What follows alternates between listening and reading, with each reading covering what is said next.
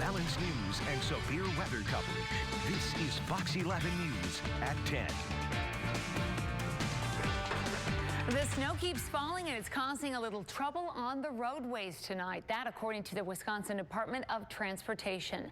Take a look. It's reporting slippery stretches in portions of our area, and those trouble spots are highlighted in purple on the map on the right of your screen. It's hard to believe that the high temperature was 62 degrees just 31 hours ago, and now we're hovering around freezing. The snow has been falling just about the entire day today.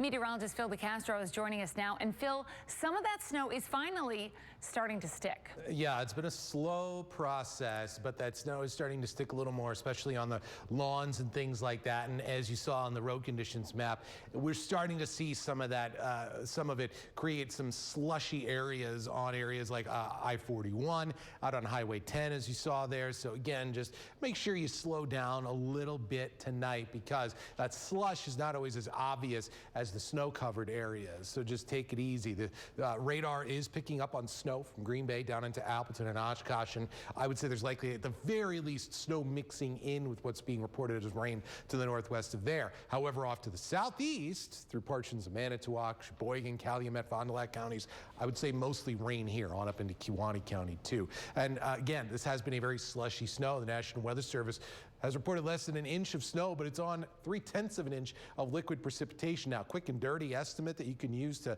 estimate how much snow you can expect, 10-to-1 ratio.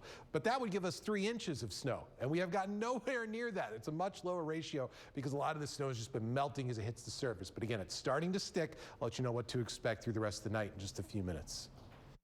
All right, Phil, thanks. Good Day Wisconsin will continue to track that snow tomorrow morning. The show starts at 6 a.m. New forest tonight. One man is dead after a crash in Outagamie County. The crash forced a section of Highway 45 to close for about 5 hours tonight. It has since reopened.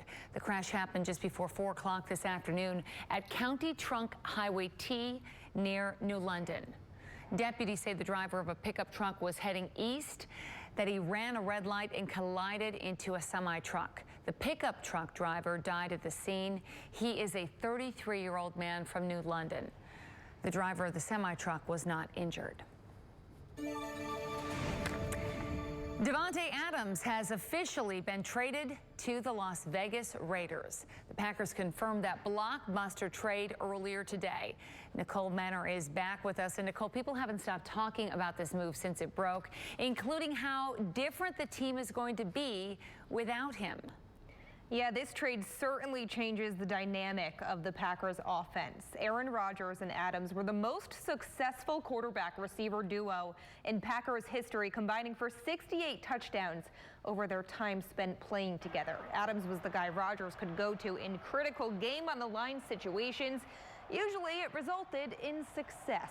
Adams set a single-season franchise record this past season with 123 receptions and over 1,550 receiving yards. It's production that will be extremely hard to replace. The Packers, of course, will be looking to add to this wide receiver room that right now is led by Allen Lazard. With the trade, the Packers now have 4 picks in the top 60 of the upcoming draft, which boasts a strong wide receiver class. And the Packers are by no means any better without Adams. But a quick fact for you, in games without Adams on the field, going back to 2019, the Packers are 7-0. So yes, things will look different, but the offense will adjust. 13 years ago, authorities in Dodge County found a deceased baby near the village of Theresa. Until today, the community has been left wondering if her family would ever be identified. Today, we can provide that closure. This case has been resolved. The sheriff in Dodge County says a Milwaukee woman is now charged with that baby's death. Authorities say DNA test results have identified the mother as Karen Lutonen. She's charged with concealing the death of a child. The pathologist says this is not a murder. Baby Teresa died either before or during birth.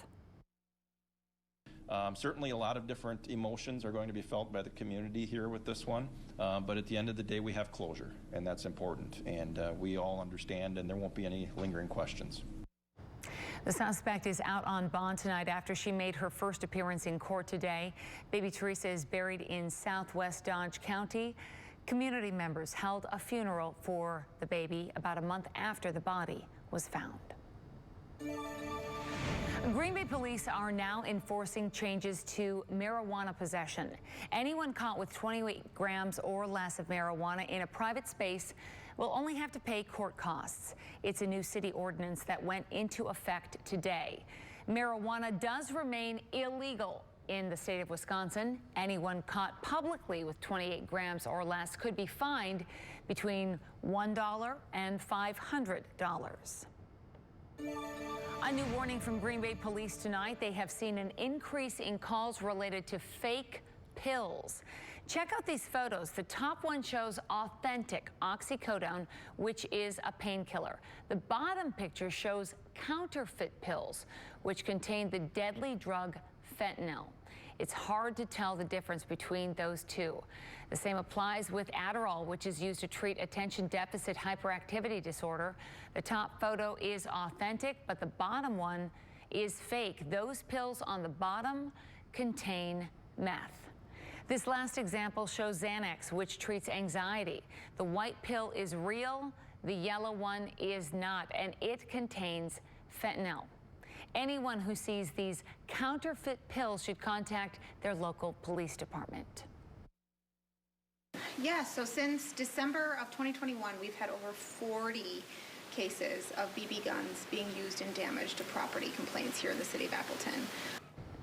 And in Appleton, the police say this is happening all over their city. Investigators believe BB guns are being shot from vehicles, causing a lot of damage in a little time. Being aware of your neighbors now that windows may start to open up, that you could just be mindful of the sounds that you might hear as you're out and about more on walks in the morning.